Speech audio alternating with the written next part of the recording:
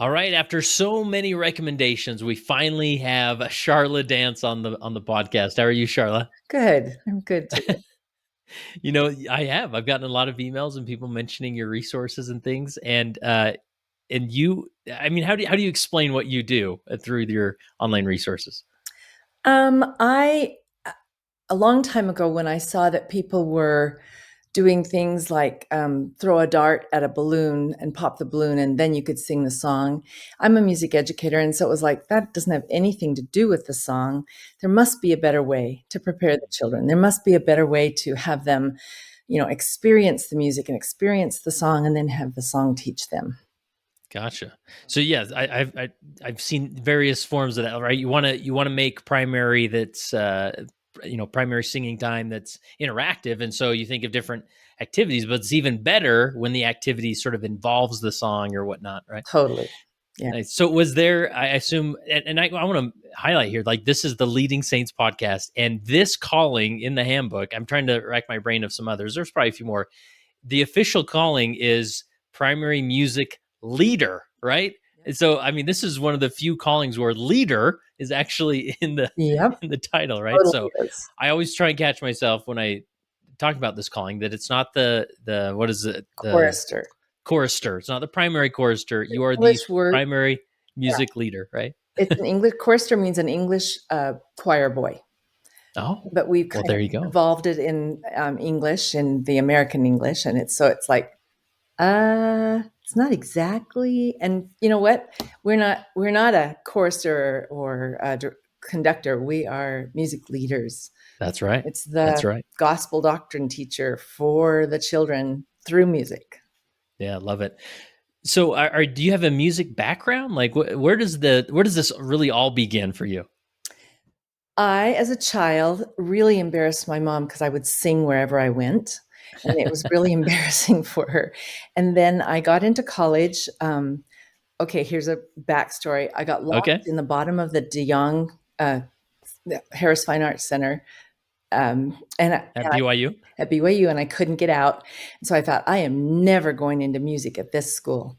And so I went into horticulture, I went into English, and then finally it was like, no, I really want to go into music. So I Oh, started cool. studying music education at BYU. Nice, Yeah. nice. And then, did you make a career out of that, or are you in a career that's Um, related to that? well, come to find out, I got married. I was on a dance team. I was on a dance and performing team. And then I had to take one last class, and it was music for children, which I wasn't really interested in. So ironic, from Susan Kenney. And it changed the way I taught all of my music. And it was like, wow, wow, okay. And so I changed. And then, I started having children of my own and just wanted to find a way to teach them. I guess the seminal thing that happened was I had a 7-year-old daughter, my oldest daughter at that time, um, was diagnosed with a brain tumor in the back of her head. Oh, wow. And they said, yeah, she's going to be in special needs the rest of her life. And we're like, oh, I don't think so, because this daughter's brilliant. She taught herself to read when she was 5. The school came to me after first grade and said, we cannot handle your daughter. You're going to have to put her in an excelled school. I was like, Oh, wow. and then the brain tumor. And then I did a lot of research because we had to put the brain back together kind of thing. Because Mm, radiation, what they didn't tell me is that nobody with that particular child's disease, medulloblastoma, had lived. And so mm. they hit her with adult doses of radiation, which really messes up your learning pathways. And so, Oh, so it's not necessarily the tumor as much as the treatment. yeah, yeah. Oh, wow. So I did a ton of research, and I happened to be teaching primary music. And so I just applied it, all of the brain research to primary music. So Wow. that's kind of, Fascinating. yeah, So, shifting path. yeah. So, how many times have you been the primary music leader? Um, about 10 different wards and stakes. Oh, wow. And so There needs to be an award. I don't know what it is, but we should come up with it. So you've earned it. That's cool. when we were living in California, we were going to the BYU music workshop that they used to have, and the girl that was riding with me said, "We can do this here. We have so many resources here in the Bay Area." We were in the Bay Area. And she Hmm. said, "I'll do it if you'll help." And so we put on a music workshop, and I started teaching music workshops back then, way back then, because I've lived here for 26 years. So it's been a long time since I was in California. Nice. And there is Seattle, Washington, right? Uh, kind of Redmond, Washington. Okay. Think of Oh, Redmond. Microsoft. Okay. That's where Gotcha. we live. It's a very Cool. techie city. I bet. Yep. Yep. Well, great. And then you have a resource online called teachingprimarymusic.com. And that's why so many people recommended that I reach out to you is people have found this resource and found a lot of benefit from it. When did this website and sort of the online resource begin? Oh my goodness. Well, people would come to me and say, I cannot remember what you said in your workbook, in your workshop. So can you write some of these things down? And people would say, what should we do here? What do we do about this song? So I started to try and compile like a blog. Mhm. I have a son who's very tech oriented, and so he set it up for me. And in fact, right now there's a couple of women on the Facebook page. I didn't name it, but it's called Sharla Dance Teaching Methods. I didn't name it, and they have said we will help you do your website free. We really want this resource to be out because it's very mishmash. Just Uh-huh. I just threw up ideas up there. So coming soon, and new Nice. version will be a lot That's great. better. And then you do a lot of stuff through YouTube as well, right? Over the pandemic, I Uh-huh. was called to be the primary music leader, and he said, we're not meeting, but can you do it over YouTube? So I did a ton of those. So about 6 months of that, and then people put things up of me that they've seen in workshops. My son recorded a couple of workshops. There's those on sale at on that teaching primary music. And Mhm. then people find out about it through the website what's it called? Charlotte Dance Teaching Methods. It's so embarrassing. The Facebook. And then there's Uh-huh. another one where there's Latter-day Saint music leaders, I think, children, primary music leaders or something like Yeah. that. And Yeah, I remember find out about that. a few years ago, I interviewed Governor Cox, who's currently the governor of Utah. But when I Oh, interviewed him, he was the lieutenant governor, and oh. he actually talked about that Facebook group. That was his calling. He was the primary music leader and the lieutenant governor of Utah. I think they've released him since then, but I hope so. yeah, but he talked about going to that group, and he'd just jump in and ask questions with the rest of them. So That's great. it's a great resource. That's So, great. and we'll link to all this in the show notes so people Okay. have a place to go because we're not going to cover all of the. I know you hate it, the Sharla Dance I methods. hate that name, but they're just true principles. They're just Yeah, research it's and true. principles that I've amassed, and it goes through me. It's just an instrument. It's not. Yeah. I am not the creator. I am the. Oh, I believe am me, the we get tuba. we get that at Leading Saints. I've done a lot of interviews, and people have quickly figured out this isn't because I'm leading the interview by any means, but and obviously we can't talk about every method, but I just want to maybe uh, do maybe a mini workshop here, and you can show us some methods or talk through some principles. And you are so kind to send me a list of principles that maybe if you were to sit down with a brand new primary music leader and say, "All right, here you go. Um, here's some principles to consider and move forward with." So, Okay. should we jump into those? Where's a good starting point? Sure. Here's a backstory. Okay. My son, who has recorded, 3 or 4 of my workshops, and the workshops are 3 hours long. They're not short because there's so Oh much wow. to cover and so many questions. And he's not only recorded them, but he's edited them. So he has seen hours and hours and hours of me teaching principles. He was called to be the primary music leader in his new ward. I love it. And he said, "So, Mom, what should I do?" And I said, "You know the principles. It's okay. You can do this." He goes, "No, no, no. I do know the principles, but I just don't want to die in front of the kids." And I said, "Okay, all right. Let's figure out what some core things you can do. You can do core things that you don't have to know the research or the principles, and you will live in front of the Uh huh. kids." And part of that was you need to teach 3 songs in that 20-minute time period, 3 different activities, and you need to involve the children with moving, and you need to have all of those activities be different, and you need to bear your testimony every single time, but Hmm. only in 1 or 2 sentences. And he was like, "Okay, I can do that." Nice. So that's the rough outline. That's the So rough outline, but that's what not was it again? Run through it one more time. um teach 3 different songs Three with songs. 3 different activities, Okay, three and activities. bear your testimony every time, but only in 1 or 2 sentences. But that doesn't tell you why that works and why it's so wonderful for the kids and for the children and even for the leaders. I Yeah, often will have leaders, teachers that are sitting in the audience. Is it an audience? No, the congregation sure. Yeah, say, wow, is that music time's over? Oh, okay. Because it goes so quickly because it's good principles and it's good, based on research of the brain. So, yeah, yeah. And obviously, I haven't spent much time in the primary last few years. Maybe a few substitute moments, but and it's changed since 2 hours now. What's roughly how much time does a primary music leader have on generally speaking? about 20 minutes. And that Okay. is if the bishop doesn't let sacrament run over. And that is if Oh the yeah, primary president doesn't feel like she needs to talk a long time, things like yeah. that. So roughly, on average, you get about 20 minutes to do those three Mhm. things. So, The church actually um, comes out with 3 different songs that they would like you to touch on every single month. A lot of people feel like they need to go out and find extra music and extra special things, and they don't realize that it's a global church. And when the children's go on vacation, if they go to a different primary that's singing those same songs, it is an amazing feeling of inclusion. So I yeah, that's propose cool. that, yes, you do those 3 songs. I actually do 4, but I've been teaching a long time. You're a trained expert here for Boom, sure. boom, That's boom. nice. So the first principle you have here is that you believe that every child should be actively involved with the specific song. We touched on this earlier, right? Not just to have an activity, just to have an activity, but to work it into the song so that Yeah, they're involved in the song. yeah. Maybe expound on that. So I really believe that children are primarily tactile, and they love to touch things, and they kick and they hit and they scratch and those kinds of things.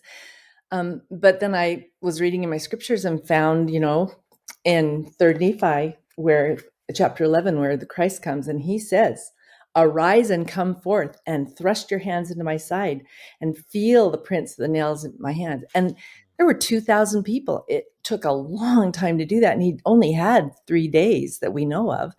Yeah. So he really wanted them to touch and feel and see and know and experience for themselves. So I really want the children to have that kind of experience with a song. They need to be touching, moving, doing, puzzling, really working things out with that song. And it's amazing what it'll do for the children. Yeah, and really that goes. I mean, I try various things even when I'm teaching adults. Is the more senses you can involve in the experience, it's going to connect with the brain differently, and they'll remember it better. Yes, so Yeah, much. yeah. Yes.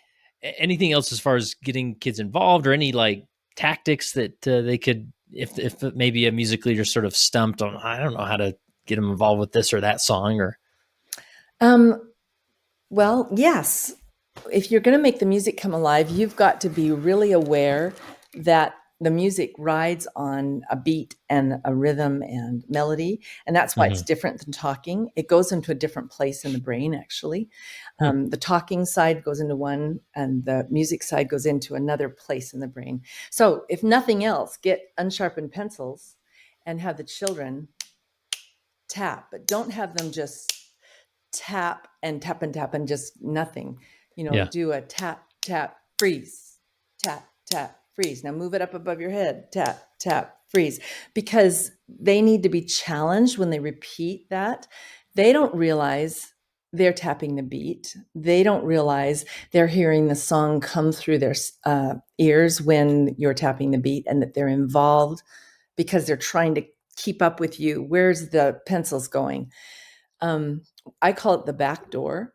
So often we have music leaders that want to drill the words, and that's something that children hate. I can oh just tell you yeah, from experience. uh-huh. But if they are listening to the song and involved in those different activities that, like, you're moving, you're puzzling, you're something else, they start to just pull in the words. They start to pull in the music. They start to put everything together. It's an amazing experience to have that Yeah. at the end of 5 weeks. Oh, I don't need to learn that song. I already just know it. They don't realize that you've been working hard for 5 weeks to try and Yeah. give it to them. Yeah. And I love that, just that, those like that tactic with the pencils can work really with any song because you're just trying to connect them with the rhythm and the beat Yeah. of it. And oftentimes we'll default, as I've just my limited experience, we'll default to songs like I'm All Made of Hinges or Do As I'm Doing, because naturally it's like they're going to get involved, right? But to then it's very like freeing and really opens up that children's songbook of knowing like, no, you can do that type of thing with any Any song. of the It songs. doesn't have to talk about Right. moving or have to talk about, an Right. action. You can do it with any song. So one of the things, I'm veering off into a rabbit hole, but one of the Okay. things that Love it. happens with a song is if you teach a song and you're marching to it, and yet it's a smooth, graceful song, you're you're not teaching the essence of the song, and it won't Mm, affect the children the way that it could. So you yeah. also have to make the movements. If you're going to do something that's smooth, use a scarf that waves in the air. Oh, yeah. Don't march, because it's so different from what the essence and the message of the song is. Yeah. So I think Yeah, that's the thing. yeah. So, I mean, and that would be so cool to a room full of these scarves that are waving right to this smooth, reverent music. Okay, so here's another story. Okay, love Up it. here in the Northwest, we have a camp that's up in the mountains. And in the fall, in September, we have single adults from all over the region. So Alaska, Hawaii, um, Oregon, Washington. They come to that camp and they bring their children. And this year they asked me to work with the children. There were about 60 of them. And they said, "Can you teach the children a primary?" I was like, Hmm. okay. So I've never seen the children before. They're out of their element. They're out in the wilderness, right? And so we did, the first thing that I did was, I feel my Savior's love. I feel my Savior's love in all the world around me. His spirit warms my soul through everything I see. The children were just right there all the time because Wow. they were trying really hard to do what I was doing with the scarf. Then I changed to another thing right away. We moved. We did rhythm sticks. We did egg shakers. We did scarves. Every child came away from that just excited, connected, happy, wanting more. It was a wonderful experience for me. Wow. Yeah. So you're not just arbitrarily having them wave the scarf. You may teach them a pattern, Yeah, and always. some of those patterns are tied to the words or what you're saying. Yes. Um, Here's another rabbit hole. So, okay. a lot of the research I've done says that the frontal lobe has to develop in order for us to have executive function. I should not kick my neighbor. I really should do my homework. Things like that. Yeah. Things that kids struggle with at times. Yeah, because this doesn't become complete until age 24, 25. But so Yeah. they're learning about it. But the only thing they know how to help the frontal lobe develop is steady beat, purposeful movement to a steady beat. We do that every single week in primary if you are doing some of these kinds of things. Purposeful movement to a steady beat. It helps regulate, it helps organize, it stops the chaos. It's amazing what it'll do. There's a lot of Wow. children that cannot do a steady beat on the outside. And that also means they can't cut with scissors. That also means they can't chant something with somebody because they don't know when to come in. Mhm. Pretty amazing stuff. Yeah. Okay. So even them practicing a beat can lead to them just having additional movement skills or whatever the word is, right? Practicing a beat, you can have frontal lobe development. It's so Yeah. amazing. Yeah. Wow. And you That is also, so cool. you'll not be sitting on the bench when you play sports, because when you have coordination with a steady beat, you do better. So, I love it. Love it. Now imagine that, going back to the scarves, like as you teach using these different things, mhm. that they're not mainly there to teach. I mean, you may end up using these maybe in the primary program in sacrament meeting. I mean, using the scarves or whatnot, or what do you think? No? No, it's sacrament meeting. It's a Okay. sacred, wonderful place for an ordinance. So the children just sing their heart out after they've done something with scarves and done something with, like, these are pool noodles that I've cut. Uh-huh. You can see, and then I cut them Yeah, yeah. apart, and we do this kind of thing with them. Oh, okay. Yeah. Tap them.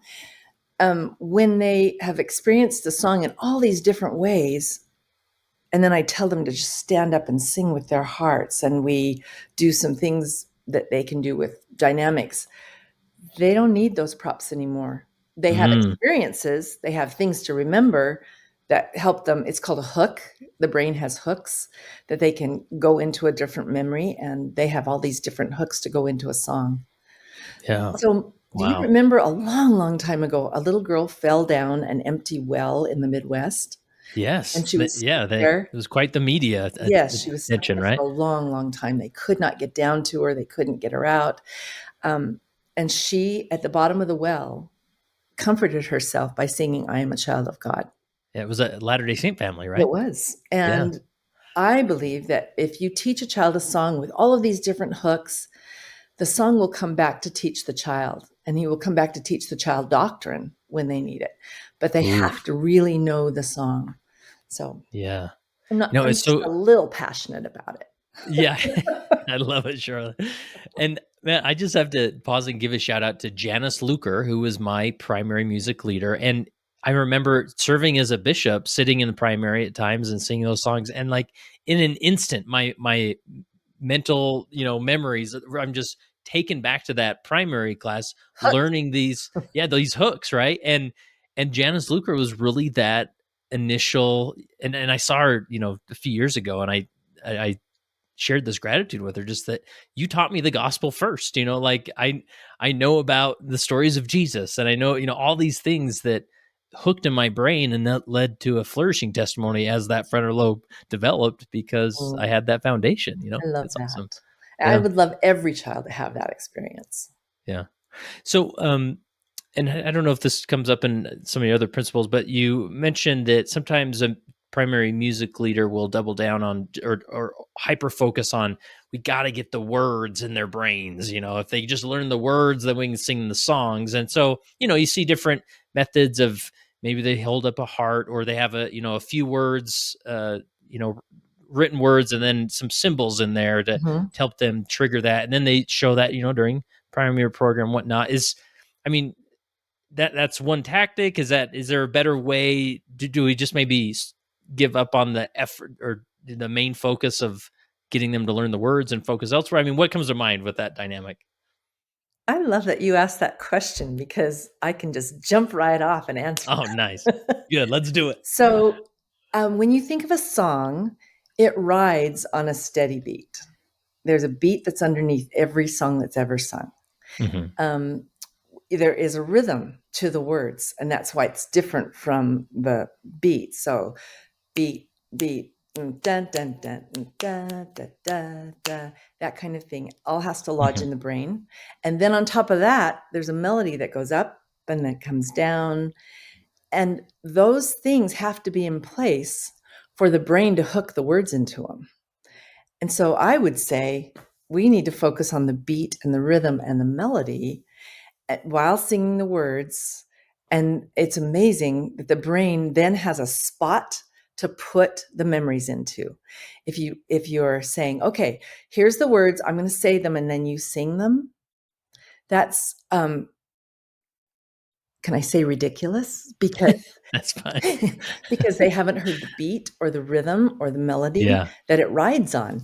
And you're expecting them to put on the whipped cream without having the substance of what goes underneath it. Ah, fascinating. So, Wow. yeah, we Yeah. really need that rhythm and that beat and that, the melody. Yeah.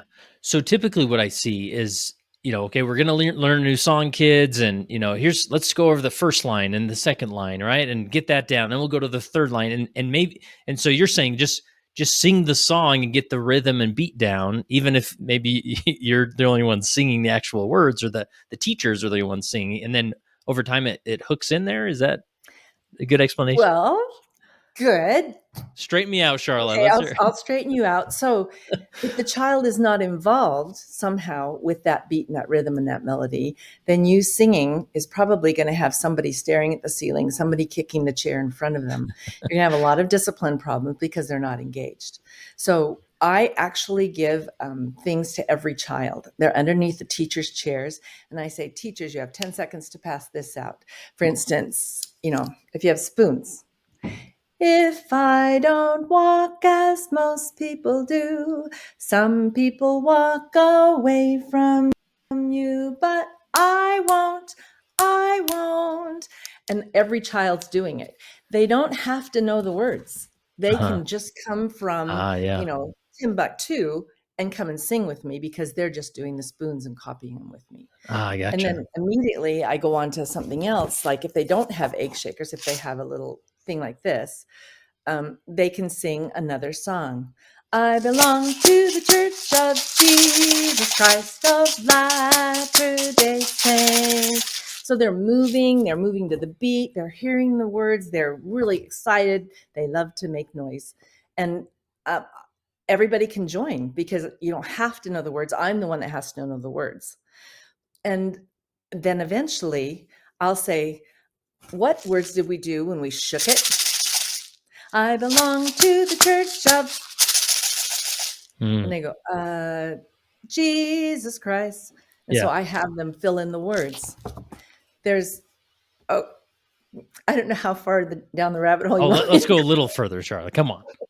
Okay, so there is a process called audiation, which means singing a song in your head. It's one of the strongest ways to remember a song. It's one of the strongest memory things you can do for music. And so if I leave out words and make the kids fill them in, but only a word here, a word here, they really have to concentrate. They have to audiate. They have to hear the word in the song in their head and then pop out of latter day. Uh-huh. They have to fill it in and sing it out loud. And it's a strong, strong way for a child to learn a song. Wow.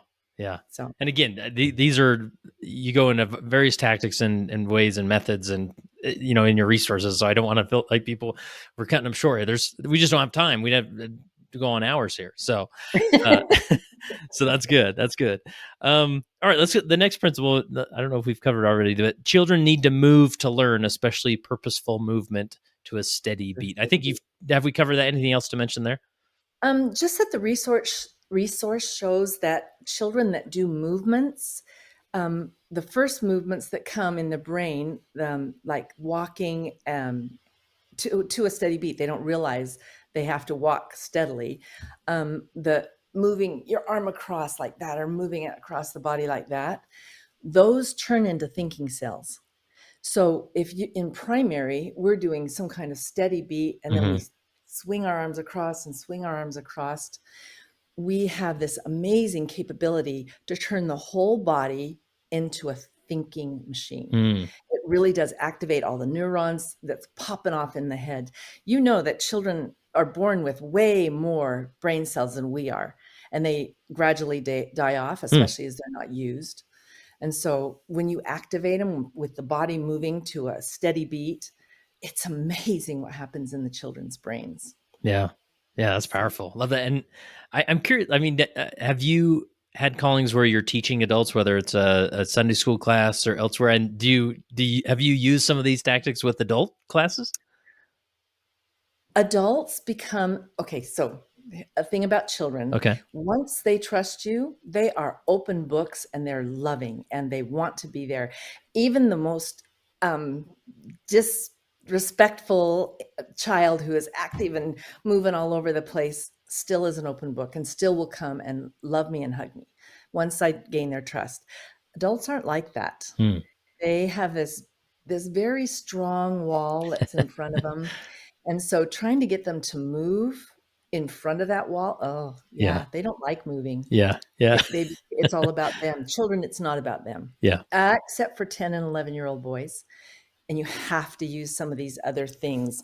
For instance, when I use flags and say, "Let's be like the Coast Guard," you know, left, right, left, right, left. Then they start to move and sing, and they don't realize they are. They're very conscious of their voice at 10 and 11. That's why 10, 11-year-old boys don't sing well unless they're in front of a campfire and they don't care who hears them. Yeah. Yeah, and then you always see that sort of in every primary program, there's that back row of boys who are about to become deacons who are just sort of, you can tell they're in that transition period out of primary, right? And so sometimes hard to get them involved. Unless you challenge them with movements that even challenge yourself, Yeah. then they're all about it. Oh, cool. I've never had boys sing louder than the 10-year-old boys that or saying, I got this. Yeah. Yeah. Yeah. This energy that's a little scary, but it's great. Cool. Love it. All right. The third principle, line upon line, is a great way for the brain to learn, especially as we sing the whole song. Maybe expound on that. Okay. So, line upon line, precept on precept is in almost all the scriptures that we have. So obviously the Lord wants us to know that. But John Medina, who is a University of Washington, what did he earn? A Professor of the Year award. And he writes books. One's called Brain Rules for Young Children, Brain Rules for Teenagers, Brain Rules for the Aging Brain. He's written a lot of different books. And one of the things that he found accidentally, because they accidentally left the little, what's this called? Hooks, Yeah. Yeah. whatever they are, things on the rat's brain. There were way more printout of what was going on in the brain as the rat slept than there was when he was awake. And that's because sleeping is a time that the brain uses to organize and put things into where it needs to go and to put them in memory. And so when you teach line upon line a little bit, and then you sleep on it, and then you teach another little part of it and sleep on it, and then teach another part, the brain solidly puts it into where it needs to go and starts to understand it. Same thing with songs. So if I work on the rhythm one time, I work on the melody another time, I work on gestures another time, that's 3 different Sundays. By that time, the brain says, okay, I've got a whole thing of, places I've slept on this. I've got a good idea of how to hook into this song. And it, like I said, the children say, I've always known that song, Yeah. but they don't realize what you've done to help them always Yeah. know that song. Yeah. So, do you ever encourage kids practice at home? I mean, hopefully, naturally, they sing the song here and there, but you can conquer all this in just doing this once a week in primary, right? Like as far as organized teaching or You practice. can. Yeah. A lot of people will send home things for the children to listen to and for the parents to turn on in the car Hmm. so that they can hear the song over and over again. One of the statistics that they know about is a young child, so a 2-year-old, needs to hear a song about 100 times before it becomes part of their being. And so a 3-year-old is on 50 times. So think of your sunbeams. Yeah. How are you going to sing this song 50 times for them? And then, it only goes down to about 25 when you get to be a 9-year-old. You Hmm. need to hear the song and hear the beat and hear the rhythm and hear the melody and hear the feel of it and hear the timbre, which is the way that the voice resonates. Hmm. You need to hear all that a lot before you can reproduce it and sing it. So Yeah. I just think kids need to hear the songs in a whole bunch of different ways, and they need to hear it line upon line. Yeah. You know, the whole song, but they're concentrating on this part. The whole song, but they're concentrating on that part. The Yeah. whole song, but now they're concentrating on this part. And it's amazing what the brain does. Yeah. It creates this cohesive memory of the song. So it would be good practice for a primary music leader to at least let the parents know what songs they're singing and encourage them. Hey, if you're in the car, it might be good to turn on this or that song. So another story. Mhm. So I've had some children who literally do not pick up the manipulative that I give them. I lay down the rhythm sticks. The wind wands are across their laps, and they just sit there the whole time and they watch the whole time. And the parent will call me and say, I don't know what you're doing, but my child is singing all the time at home. They never sang in primary singing time, but they're singing all the time at home. Yeah. And the children get their own repetitions because they'll sing and sing. Some of the nursery children, I had one nursery child who was singing Babo the Frobbit, Babo the Frobbit, which is follow the prophet, but Yeah. she Yeah. couldn't say those words. Uh-huh. So she was singing the melody and the rhythm because she was giving herself more times of repetition. So Interesting. Yeah, I love that. And my 8-year-old, he does that. I mean, and there's nothing like just a proud moment as a parent, or I don't know what I call it, just a very satisfying moment. Like suddenly you hear your son is who's sometimes a headache, and you wonder if anything's sticking to just break out into, or under his breath he's saying a primary song. It's like, yeah. okay, maybe something's working here. You know, and so Phew. yeah, I'm so yeah. glad. Anything else with as far as the line upon line, and did you cover it pretty well there? Yeah, it's something that music leaders especially think they have to teach the whole song Hmm. in one session. And if they don't, they will also say the children aren't singing, so they must not know the song on the third week that they've introduced it. But that's not exactly true. The children are still taking in Mm, what they need and they're still processing, especially if they're actively involved, like we talked about. They are processing and they will come out with the whole song 2 weeks down the road, but not at that time. So I there's a post on teaching primary music that says, but the children aren't singing, hmm. and what to expect and what's okay about that. Mm. It's actually okay. Well, that's cool. That, I mean, that can be encouraging for a music leader who feels like they're failing, right? It's like nothing's, they're not singing, nothing's working. I did the song, I did the, I held up the heart, I held up the, whatever, the prayer hands, and so that's encouraging.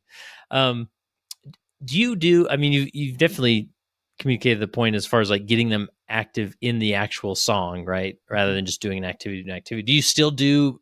I remember Janice Luker would put on um, a big apron with different pockets, and then we could go up there and put our hand in the pocket, and that was the next song we'd sing or whatever it was. I mean, do you still do something like that, even though it's not necessarily to help them learn the song? You're asking me to divulge my Uh-oh. secrets. Well, hey, this is a hard-hitting interview, Charlotte. So I started out like that when I started teaching, and I did that kind of thing, and I noticed that only 1 or 2 children could come up, maybe 3 or 4 at the very most, Mm, and the others didn't get to be involved.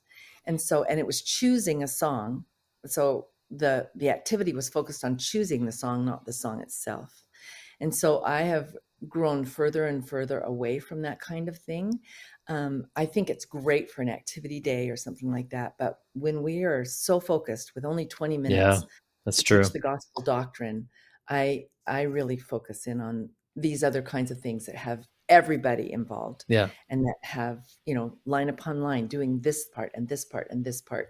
Yeah. So, Yeah, that's helpful because I mean, and also it's just one less thing or multiple less things to worry about planning, right? Like, okay, I got to mhm, get this apron or I got to do this or that. mhm. And so just keeping it simple and focusing on the songs and doing the activity within the song, right? Yeah, So that's really yeah. helpful. All right, next principle is research shows that to keep the attention span of an adult active and attending to something, we need to change the pace every 10 minutes or so. Children need the change of pace every 6 to 7 minutes. Well, this is interesting. Mhm. So that's some brain research that has recently come out in the last 10 years. If you think about it, adults will do different things to get themselves listening again, or they will check out and you'll see them on their phones or you'll see them doodling or something. They're checked out because there is a limit to what the attention span can do. Unless you change focus for an adult every 10 minutes or do something different or have a different emotion or change the place where it's happening, they check out. Yeah. Children check out a little bit after 6 to 7 minutes. They love their attention spans, love it. When you're doing this activity and then you switch, you're doing this activity and then you switch and you do another one. Something calm maybe at the end, so that their teachers, when you're releasing them to their classes, their teachers will thank you instead of curse you. So something calm would be great. Yeah. Yeah. That's awesome. Anything else as far as attention span goes? That's a good synopsis there. Change of pace is a big thing. Contrast is a big Hmm. thing. If you have everything black, black, black, and then you have one white, you're going to remember the white. So get a song that is smooth and gentle, one that's pleading, get one that's march like, and teach all three of those, but with a different activity for each of them. That contrast helps the brain go chunk, chunk, chunk, Hmm. and they love it. Yeah. There's a child that came up to me and he said, "So what are we going to do next Sunday?" And I said, "Well, we've done this and this and this, and I'll have something fun. You know that." He goes, "Yeah, you always do." And he walked away. I was like, that was Yeah. amazing Yeah. because he's a hyperactive child. So Yeah. I was grateful for that. And this is this time frame 6 to 7 minutes as you're sitting down with as a music leader, like, okay, I've got 20 minutes, so I'm gonna need to have five or Three, so, yeah. or so shifts and changes or Hmm. to consider rather than just Yeah. focusing on one song for 15 minutes, right? Yeah. So, They can do it. Children can do that, mhm, but you will kind of see some signs. The eyes wander off, the body starts humping back in the chair. mhm, You'll see some signs that they're not engaged anymore. yeah, It's just a really good way to use that principle and that research for primary yeah, music.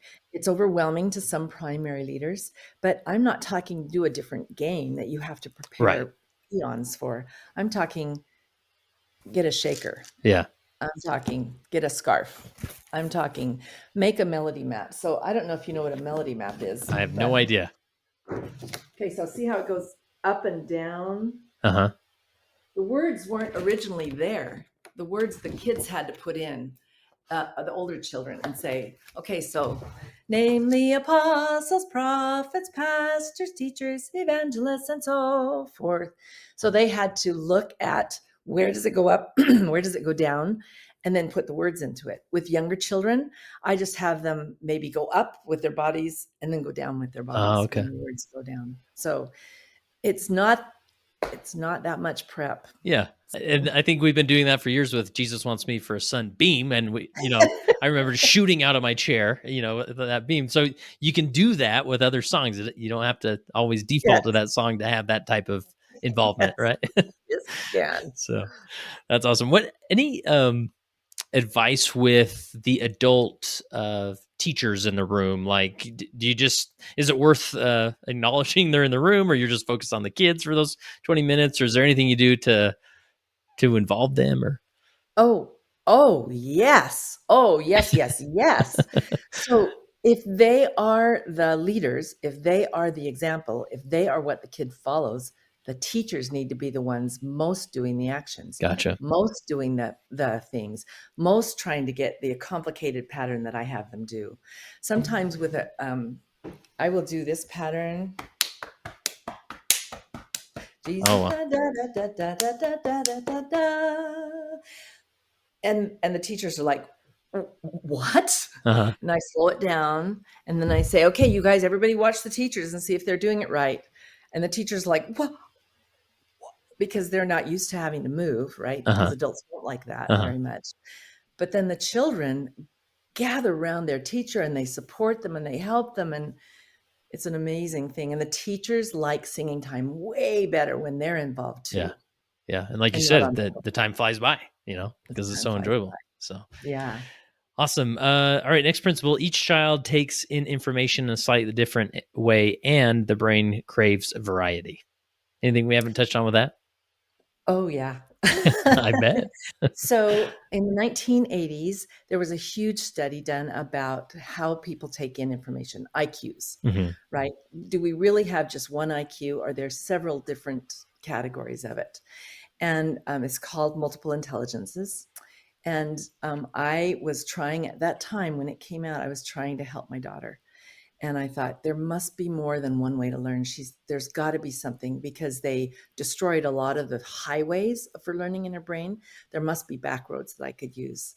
And I found a book by Thomas Armstrong that is Every Child is a Genius.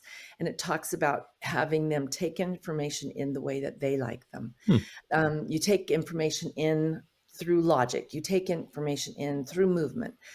There's are people that say, I feel it in my gut. They literally are finding now that you have thinking things that connect to your stomach, to Yeah. your gut. Yeah. Um, there's ways that you can take in information through music. There are people who can remember songs. They can tell you any commercial that's to a song Yeah. because they just remember it really well. There's another one. It's called interaction with people. It comes after about age 7 in the developmental of a child. When you have all those girls talking in the back, that's because they exchange information and they take in information by interacting with other people. Hmm. There are boys that do not do that, and there are girls that do not do that. But there are boys that need to talk too, right? All these different ways of taking in information, and so I really think that we need to teach a different way every time we teach a song, so that we reach that child's way of taking information. I had to narrow it down because there's 8 or 9 different areas that were done in that study. So one of the ones that I did, I said, you've got to make the music come alive. Hmm. So you've got to do like a rhythm band. You've got to do melody maps. A subdivision of that is purposeful movement to a steady beat. I'm really big on that one Mm-hmm. because it does so much for the kids. You also have to have something that's intriguing. A common thing for people to do is to show pictures and then the kids know what to sing. They call them flip charts and they put them up there and they say, the kids don't know it without the flip chart. And I say, let the flip chart fall to the floor and say, oh, kids, man, I got them all out of order. As I sing this song, can you put it in order? Which is an intriguing thing for the brain. Mm. Or Yeah. concentration, the concentration, that was an old TV show where you had to match this and match that, put up different pictures and cover them, and then have the kids lift up and try to remember where's those pictures that are matching as you sing the song. So they're taking in something visual, they're hearing the song in the background, they're hearing the beat, they're hearing the rhythm because you're singing. But at the same time, they're trying to connect and trying to remember. It just makes the brain come alive. Yeah. And here's the fourth one. You need to have concrete representations of a word. What they know about children is that they put together what words mean that you're saying, blah, blah, blah. Because remember, they're two, 1, 2, 3, Yeah. by gestures and by the context. And so if you make a gesture that says, love, of course, they're going to, okay, I get that. But what if you say, something like that? I choose the right when the choice is placed before you in the right, and you do something like that. They're like, what is she trying to say? Yeah. That's what a 3 and 4 and 5-year-old.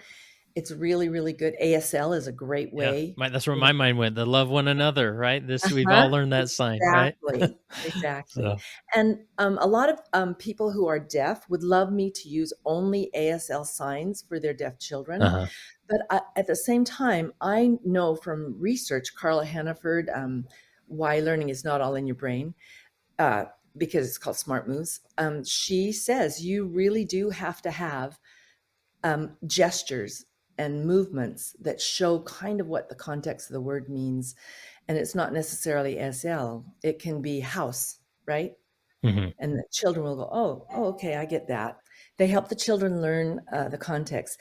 And another thing about it is when you give a non-reading child words up there, they don't actually symbolize very well. They don't know what you're talking about because they don't read, and they feel dumb. Mm. They don't want to feel dumb, but they do. They feel like they should know what it says. There are some 4 and 5-year-olds that do read, but there are many that don't read very well. And Mm-hmm. so just use a concrete representation, something that shows what the words mean rather than writing it out in Yeah. symbols. So even for the children who can read, the older ones, you don't even worry about putting words in any form for them to actually read. Um, well, that's a good question because yes, I do. Okay. All right. That's true. So there's a thing called eraser paths where I put up the words to the song, but with each word for the song is 2 words that are not in the song. And as I sing the song, they have to pass the eraser to somebody and erase a word that is not in the song. Mm. It takes a lot of concentration. They help each other. No, not that one. Erase that one. I try and get them to calm down a little bit, but they are seeing the song. But the thing they don't realize is when it's a word like resurrection, I have 2 words around that resurrection that means similar things so that they can have kind of an idea, live again, come back to life, that kind of thing. They can have an idea of what that word means without even having to ask. Yeah. What does redemption mean? What does resurrection mean? Yeah, Yeah. those kind of big words. Yeah. That's really helpful. Just again, recognizing that the children, there's going to be a variety of ways that those children are taking in information, right? And so not Yeah. just to default to one or assume how you take information, that's how they'll take in information. There's various Yes. approaches. Yeah. We Um, have a lot of teachers who are very word oriented in the school system, mhm. and that's the way they take in information best. But they don't realize that a lot of children are visual oriented and they need visual kinds of stimulation. There are children that know what color you wear every week. You Yeah. may not know, but they take in information that way. Yeah. So, Really yeah, helpful. you just gotta be varied in the way that you do things. Love it. Last principle is bear a short, sincere testimony every week. What does that look like? So It seems like it would be so obvious if we're the gospel doctrine teachers for the biggest group of investigators in the church Mm, and the biggest group of brand new members in the church that you should bear testimony a lot. But I personally just, my heart bleeds for leaders that stand up and they're bearing a testimony and the child standing upside down on the chair on his head, right? He's not with them, he's not there. So there's certain things that make it really positive for them. Number one, you have to prepare. You have to be able to put what you really know, because boy, children are like hound dogs. They know if you're not being sincere. You have to put all of the sincerity that you know something into one or two sentences. They can sense whether you're sincere, uh-huh. and they can sense whether you really know it. That's you. You got to prepare yourself. You got to prepare the children.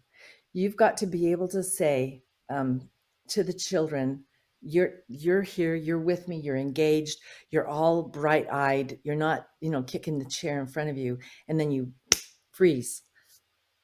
I know that God lives. He loves me and he's shown me. You can know that too. Boom, go on to the next thing. Yeah. And it's amazing. The children are like, oh, yeah, okay, she knows. Good. Yeah. But if you talk longer than that, they don't have that same reaction.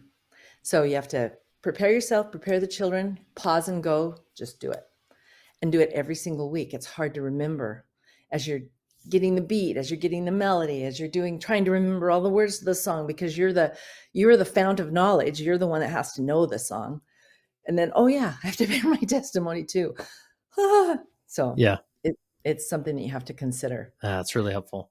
Um, Talk to us just in the context of a sacrament primary program. Give us a crash course on some tips for that come to mind for a sacrament primary program. So number one, the primary program is not the culmination of the children's experience. Mm, Unfortunately, sometimes we think it is, but I don't know very many children that love the primary program. And I definitely don't like to practice for it more than once or twice. interesting. They don't like it very much. The culmination for them is what they feel during each one of those times that you've had a tender moment with the children, when you've borne your testimony, when they had a lot of fun doing a rhythm band, when they love doing the handbells and they make that noise that the release society in the whole building can hear. Those are culminations for them. For us, we want to present, okay, here's what the children are learning. Yeah, sort of. It's a little window into it, Yeah. but it takes a ton of work. So if you do 4 different ways of teaching the songs, 4 different weeks, the children pretty much know that song pretty well. I not this year, but the year before, I had really prepared the children in the ways that each of the songs were deeply memorized. Oh my goodness, I had to tone them down. Whoa, whoa, Yeah. wait. There are shyer children that you don't have to tone down. Yeah.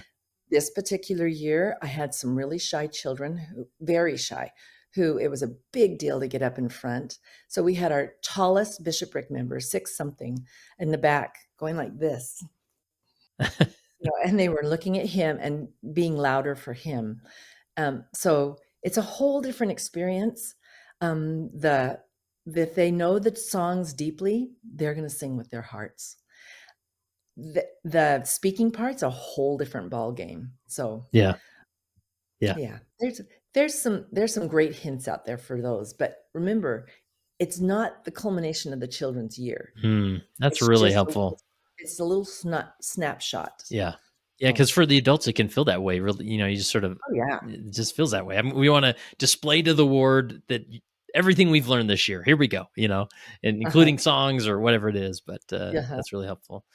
Um, Anything else? Any other point principle? Obviously, there's so much more we could go over. But anything else we need to make sure we include in this interview, or did we do a good job, Charlotte? Did you Um, do a good job? so what I guess for me, I'm passionate that children just came from Heavenly Father. If you give them the chance, if you bear testimony and you're sincere, and you're engaging them in ways that are good for their age development, for their brain, for their, for variety and all of those kinds of things that we've talked about, they they know, they deeply, yeah, yeah, of course he lives. I just came from there. Yeah. Oh yeah. They accept it very, very well. It's when they become the critical thinkers, about age 8, they go into what's called a logic phase. And some things are not more important than others, which is great. You want them to know that. But it also means that they question a lot. They question what you're doing. I don't really have to sing that song. It's not as important as something else. But if you pull them in with the activities that are fun for them, that are challenging for them, they don't they don't have to question. And then when you give your testimony, they don't question you either. They're like, "Oh, Sister Dance knows. Yeah. That's fantastic." So I have a testimony that children are wonderful to teach. They're also challenging. You need to know about all the different kinds of things. But boy, are they, I just love children. Yeah. I love teaching them. Yeah. Wow. So, And what a gift. That's awesome.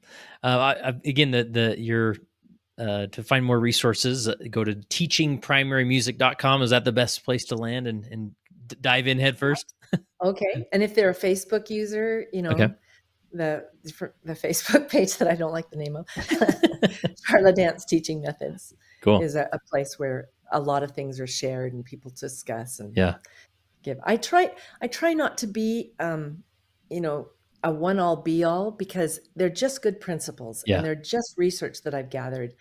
And I think, anybody can do them.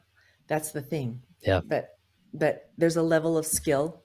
It's a harder calling than most callings in the church. You have to be able to sing. You have to know children. You have to be able to move quickly in your lesson plan. You have to be able to have beat and rhythm. Oh, and you have to have a testimony. Oh, and you have to be able to memorize the songs. Other than that, Yeah. You'll be begging for an easy calling like bishop or leaf setting president, right? oh, there you go. Sure, Nice.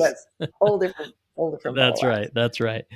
Well, Charlotte, this has been so helpful, and we'll link to all those resources in our show notes and whatnot. The last question I have for you is: as you reflect on your time of being a primary music leader, how has being a leader helped you become a better follower of Jesus Christ?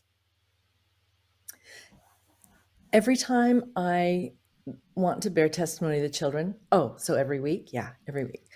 I have to say, what do I really believe about the temple? I love to see the temple. I'm going there someday. Do I really believe that?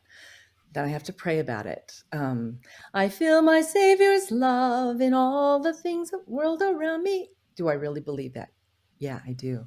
Mm. And so I have to be touched by the songs deeply. And then it's so great to have those songs, because you're struggling so hard to memorize the words and all of the words of the 3 different, sometimes 4 different songs running through your head throughout the week. And you can go, I lived in heaven a long time ago. It is true.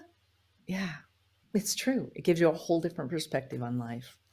So I would say that for me personally, wow, testimony building, because I have to bear testimony to the children, because the songs bear testimony, because they go into a different part of your brain than the other parts. So yeah, it's great.